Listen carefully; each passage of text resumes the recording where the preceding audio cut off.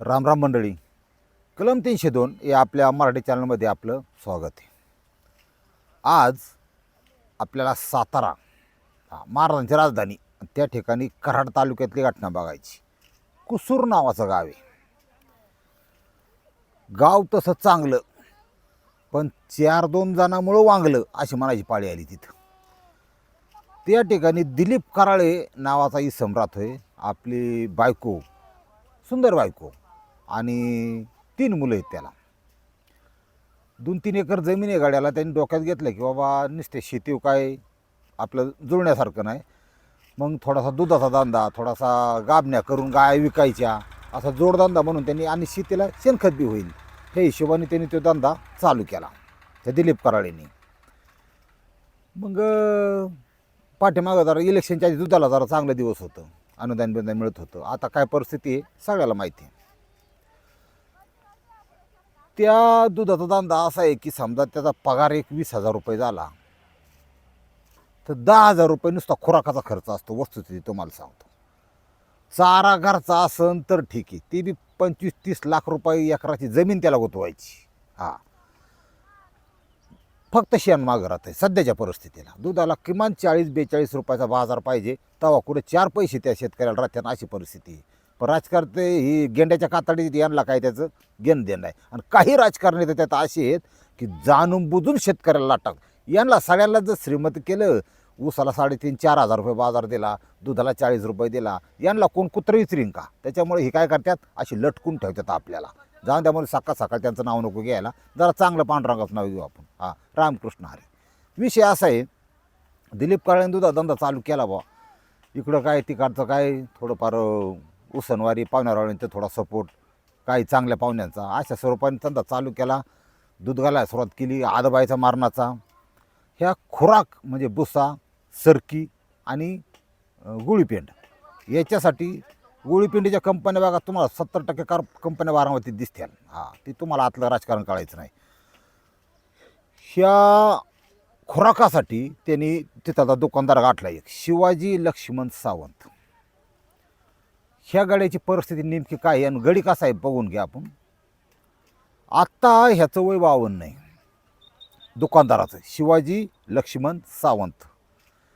पशुखाद्य दुकानदार आहे, मोठं होलसेलमध्ये, म्हणजे चांगला 10-5 लाखाचा माल असतो असं. ते काय बारीक 6 पोती काय म्हणलं तर 4 कपटीनं आता काय करू तसं नाही. तेलाचा पण त्यावर व्यवसाय करतो. स्टॉकिस्ट, तेल घेणे पाठवणे. होलसेलमध्ये उतरायचं, डब्यामागं 10 रुपये 5 रुपये राहिलं तरी नफ्याचं प्रमाण लय असतं, तुम्हाला कळायचं नाही. आता विषय असा आहे की हा जो दुकानदार आहे शिवाजी सावंत, याचं लग्नच मुळात 40-41 वर्षी झालं. तो वरगडी राखाडलेला होता, तुंबलेला होता. पण त्याने आपापल्या वासना शरीराची बागावण्यासाठी 20 वर्ष राखाडणे इतकं सोपं नाही. इतर पर्याय अवलंबले, काही पैसा पाणी देऊन बळच नाही का.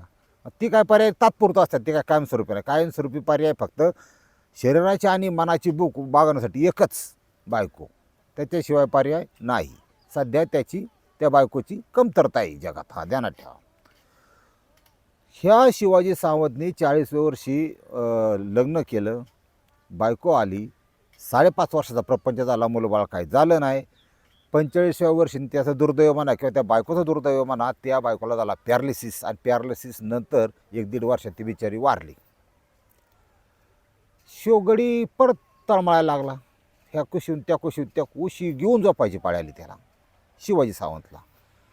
मग माणसाचं हे जे माइंड आहे ना, बॅलन्स आहे ना, हे कसं राहतं तुम्हाला सांगतो. माणूस सगळ्या गोष्टी, त्याला टायमाला सेक्स मिळाला पाहिजे, त्याला मानसिक आधाराची गरज लागते, त्याला पैशाची गरज लागते, त्याला त्याचे व्यवसाय व्यापार जे 4 रुपये कमावतो ते थोड्या सगळ्या गोष्टी बरोबर असतात तरच तो मेंटली चांगला राहतो. तो डिस्टर्ब होतो, अनबॅलन्स होतो. असा विषय असतो. त्याच्यामुळं ही लागलं वातर मला पैसा लय, पैशाच्या गादीवर झोपायचा गडी, पण बायको नाही शेजारी. काय करता, उशी घेऊन झोपायची पाळी आली. बऱ्याच जणांचं नशीब तसंच असतं. म्हणला नाही ह्याच्यात काय ते पर्याय शोधला पाहिजे. मग मन काय करतं, आत्मा काय करतो, ज्या गोष्टीची कमतरता आहे, ज्या गोष्टी मिळत नाही, त्या गोष्टीकडे आकर्षित व्हायला लागतं. आकर्षित हा बी झाला. पहिल्यांदा झाला मोबाईलमधले उघड्या नागड्या बायांच्याकडं, ती बघायचा इच्छा तृप्तीसाठी. काय करणार, 2 नंबरला जोडीदार असे तर गावात दुकान म्हणल्यावर टाईमपासला काही बिगर कामाची येतातच. त्यांचं डोक्यातच असतं की घरचं खायचं आणि बाहेर जिरवायचं. रुपयाचे कमवायची अक्कल नसते त्यांना, ते तिथं येतात. मग त्यांना बी त्यात असे जोडीदार निवडायचे. जोडीदार सगळ्या प्रकारचे असतात, बाटलीवाले वेगळे, आध्यात्मिक वेगळे. आध्यात्मिकाला की तो सांगणार बघा, हां आध्यात्मिकाला जोडीदारानं तो काय सांगणार, अमक्या तमक्या महाराज कीर्तन लय भारी, ह्याचं मृदंग गायन लय भारी, त्याच्या चर्चेत असल्या. पण तो जर लफड्यावाला आला एखादा तर तो सांगणार आमका तमकाची पोरगी लय भारी बरं का, अरे ती नांदत नाही, ती घरी आली, बघायचं का आकडा बसतोय का, असल्या चर्चा. तसले लफडेबाज जोडीदार यायची डोक्यात सारखं तेच. हा कुठंतरी आकडा घासून पुसून व्यवस्थित गुळगुळीत करून कुठंतरी आकडा टाकायच्या डोक्यात, त्याच्या शिवाजीच्या 100% होतं.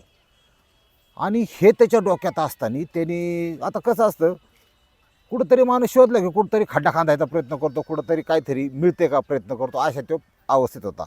आणि त्या दिलीप कराळे ती साधारण 21,000 रुपये उधारी झाली. दिलीप कराळे आला, देणं घेणं जुनं पानं पण सासत गेली. 21,000 उधारी होती. पगार झाला तरी कमी जास्त, दूध बी कमी जास्त होतं. नेटवर तुम्हाला जे सांगतात ना की दुधाच्या धंद्यात मारणाचा पैसा आहे, गायने दर 5 लिटर दूध दिलं तर एवढे पैसे आणि 1 वर्षात एवढे, अख्खं चुकीचं खोटे. लक्षात घ्या, नीट अभ्यास करा. कुठलीही गाई, शेतकऱ्याला चांगलं माहिती, गाई विली की 20 दिवस तिला दूध हळूहळू वाढतं, काही लगेच वाढत नाही. 15 लिटरची असून द्या, 15 दिवसांनी तिला खुराक बिराक सगळं व्यवस्थित असेल तर 20 लिटर 15 लिटर दूध देणार, ठीक आहे. पण हे दूध फक्त 90 दिवस देते ती. 3 महिने, 2.5 महिने, 3 महिने, 3 नंतर दूध परत कमी कमी होत जातं. गाई जर टायमाला गाभण राहिली तरच ती म्हणजे सर्कल चालू राहतं. ती का 5-6 महिने लागलीच नाही आणि तसं होतंच. 6 महिने लागली नाही म्हणलं ना, वाट लागली धंद्याची. त्या धंदा आखात होत्यात. शेवट तर शेवट 2 लिटर 4 लिटरवर सांभाळावं लागते. खुराक देता येत नाही, तब्येत खराब होती, लय अडचणीत ह्या दुधाच्या धंद्यात, असा विषय. त्याला थोडं झालं 21,000चं कर्ज दिलीप कराळेला. त्यांनी त्या शिवाजी सावंतला सांगितलं, हे बघ बाबा, मला मी हळू दमान देईन, थोडं अडचण आहे असं तसं. मग म्हणला घराचं काम चालले, जरा थांबकी, थोडा काढकी खेळ काढकी. बरं मग ठीक आहे म्हणला. शिवाजी सावंत दुकानदाराला माहीत होतं की याचं गिऱ्हाईक मोठे, नको लगेच नाराज करायला. 12 ऑगस्ट 2024 या दिवशी पात्र्याच्या 2 खोल्या, फरशी बिरशी कलर काम करून त्या दिलीप कराळेनी वास्तुशांतीचा कार्यक्रम ठेवला, स्वयंपाक ठेवला, गुलाबजाम केलं, सगळ्याला बोलावलं संबंधित. तसं ह्या शिवाजी सावंतला बी बोलावलं.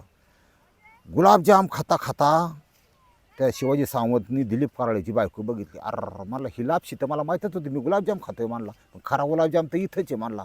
काय बाई आहे, काय दिखणी आहे, काय सौंदर्य. आणि ही उशी घेऊन झोपणारं होतं दुकानदार.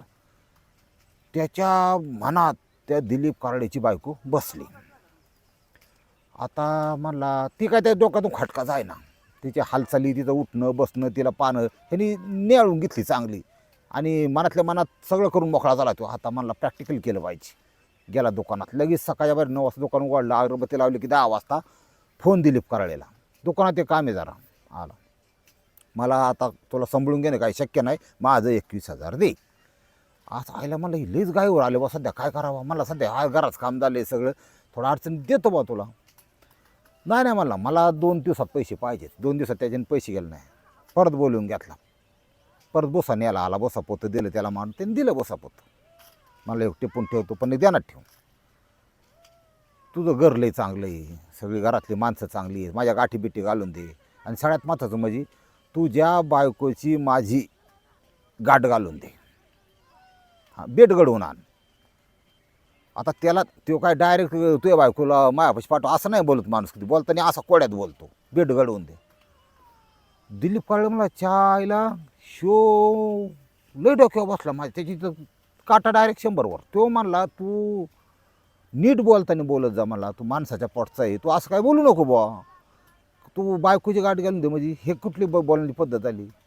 नाही मला चेष्टाने म्हणलं तुला काय करायचे, पण काय हरकत नाही म्हणला. आणि उधारीचं काय म्हणला, उधारी होईन मागं पुढं मोकळी, त्याचं काय आहे, पण बेट घडवून दे. त्या दिलीप कराळे जे शेतकरी, त्याच्या डोक्यात खटकाच बसला पुरा. आयला म्हणला हे अवघडच काम झालं, याला मला दाडा शिकायला पाहिजे, पण याची उधारी दिल्याशिवाय मला याचं गचुंड पकडता येण्याची उधारीची जी सोय केली. त्या 12 ऑगस्टला हा प्रकार घडल्यानंतर 19 ऑगस्ट त्या दिवसानंतर मग 4-5 दिवस झाल्यानंतर 19 ऑगस्ट नंतर त्यांनी त्या पैशाचा तगादाच लावला. आता दिलीप काळे काय त्याची गाठ घ्याय ना का, पैसे नाही न जवळ. त्यांनी डोकं असं लावलं, म्हणला ह्याच्या डोक्यात खटकाच, याचा कार्यक्रमच करायचा. फोनवरच डायरेक्ट म्हणला आपलं शेजारचं गाव आहे का कोळवडी, ते शिवारात येतो का म्हणला, ते मधला शिवार नाही का, नाव एक मधला शिवार, येतो बायकुल घेऊन येतो म्हणला, तिथं मला भेटायचे, उधारी तुला कोण मागत नाही, काय नाही, दुकान आपलं समज. परत तसं म्हणल्यावर क्षणाचाही विलंब न करतात दिलीप कराळे त्याला म्हणला ठीक आहे ना, येतो म्हणला. कधी येऊ म्हणला, 2 सप्टेंबर 2 तारखेला ये म्हणला, तिथं येतो म्हणला, पण दुपारचं नको मला, संध्याकाळचं येतो ना. बरं म्हणलं, संध्याकाळी येतो, बायकुल घेऊन येतो, काळजी करतो. हा चांगलं हत्यार गुळगुळीत घासून पुसून स्वच्छ आकडा घेऊन चालला तिकडं कार्यक्रम करायला. 2 सप्टेंबर 2024. शिवाजी सावंत दिलीप कराळेने काय केलं, 2 तारखेला गेला, पण तो एकटाच हाताने दिसला आणि पाठीमागं कमराला त्यांनी पॅन्टीत आपलं टिंगराला इळा खोसून ठेवला होता, दार. आयला मला, तू एकटाच आला, बायको कुठे म्हणलं, मागून येते. त्याला जरा मागं सोडलं, त्याला म्हणलं मी पुढं जातो, तू मागून ये. बरं ठीक आहे. ह्या दिलीप कराळनी साईडच्या सगळ्या परिस्थितीचा अंदाज घेतला की कोण आहे का. चिटपाखरू कुत्रं नव्हतं तिथं, भुईमुगाचं रान होतं, भुईमुग वावलेला होता. आणि तो जो मधला शिवार जो परिसर आहे कोळेवाडी गावचा, त्या ठिकाणी बघितलं, म्हणला योग्य वेळी अंधार पडायला लागला होता, जांधाड पडायला लागलं होतं जरा. काढला इळाना अशी सपासप वार करा सुरुवात केली त्या शिवाजी सावंतवर. याला खालतीवरती सुचाराना टाक, दुसऱ्याच्या बायको नजर. म्हणजे बघा, कोच्या करायसाठी माणूस कुठल्या थराला जाऊ शकतो याचं मूर्तिमंत उदाहरण. कार्यक्रमच ओके. त्याच्यामुळे सावध राहा. मी तुम्हाला कायम सांगतोय, हात जोडून आकड्याच्या भानगडीत पडूच नका, असा विषय. लग्न बिग्न करायचं भाऊ, कशाला डोक्याला एखादी भाऊ विधवा करायची, तिला कुणी नाही विना पाशे ती करायची, पण ही आकडं म्हणलं की असं होणारच. इथून पुढं काय झालं, त्याला तर मारला बा, ते गेलं निघून दिलीप कराळे. आता ही जी केस आहे ही 5 तारखेला, मी 3 दिवसांनी बॉडी पार काळी निळी पडून साडल्यानंतर 3 दिवसांनी भुईमुगाचं मालक बी काय शेतकरी असे की बा एकदा पाणी देऊन दिलं की दुसरं पाण्याला येऊस तर मग रानात जात नाहीत बघा. ते आलं बा, बघितलं, आरडतच पळालं ती फवलेली बॉडी. आता हा सातारा जिल्हा म्हणजे समीर शेख SP तिथला 1 नंबर माणूस. कार्यक्रम ते बी करतो एखाद्याचा, पण कसं गुन्हेगारांचा. आणि पथके वैशाली कडूकर, अरुण देवकर आणि महेंद्र जगताप यांच्या पथकाला सूचना दिल्या व्यवस्थित. आता काही गोष्टी अशा आहेत की लय आतलं सांगितलं की तुम्ही तसलं करायला बसलाय, पण काही माग काही खुणा, बोटाचे ठसे, कॉल रेकॉर्डिंग ह्याच्या आधारे त्यांनी आरोपी डिटेन केला आणि याची पालखी उचलली. कुठून? दारा काढता गाई तिथं सड तिथंच. मला सांगा, 20,000 म्हणजे लय किरकोळ, त्यातली एक गाई इकली असती तरी 50,000 रुपये गायची किंमत असते. सोपं आहे का नाही? तुझ्याकडे 8 आहेत 10 आहेत 5 आहेत किती असली, एक गाय इकली तरी विषय कट झाला असताना. त्याचे पैसे त्याला टेकावले असते आणि 2 कांठाळात मागं सरून टाकले असते, ती बी चव्हाट्यात म्हणजे कसं 4 माणसात ही सदा द्यायला पाहिजे होती. तू मला चुकीचं बोलला, काय बोलला हे बी सांगायचं नाही, ते बी गावात बाबाट होतो. तसंही तू मला चुकीचं बोलला म्हणून तुला 2 वाना टाकायच्या, तुम्हाला सांगतो, पैसे दिल्यानंतर टाकायच्या, विषय मिटला असताना. ती काय खरंच केस करायला गेला असता का? पण यांनी डायरेक्ट त्याचा मर्डरच केला आणि मर्डर केल्यामुळे ही आता ती सुटत नसतं, ते आत गेलं. म्हणजे याला म्हणतात अविचारामुळं गडी गुतला. आता हे झाल्यानंतर ते आरोपी उचलल्यानंतर त्यांनी सगळी स्टोरी सांगितली ही. आणि त्याच्यावर 590/2024 अन्वये कलम 103 याच्या अंतर्गत खुनाचा गुन्हा दाखल केला. खुनाचा गुन्हा म्हणजे लय अवघड, त्याला जामीन नाही, काय नाही. हा गडी कंप्लीट हे केला. आता 30 सप्टेंबरपर्यंत त्याला पोलीस कोठडी मिळाली होती सगळे पुरावे वगैरे गोळा करण्यासाठी. आणि लवकरच यांची रवानगी आता येरावड्याला किंवा नाशिक सेंट्रल ह्या भागात काय घडलं की 2 जेल जवळचे आहेत, नाशिक सेंट्रल, येरावडा आणि अहिल्यानगरचं विसापूर जेल, या तिन्हीपैकी एका जेलमध्ये ही पालखी शिफ्ट होणार असं माझं मत आहे.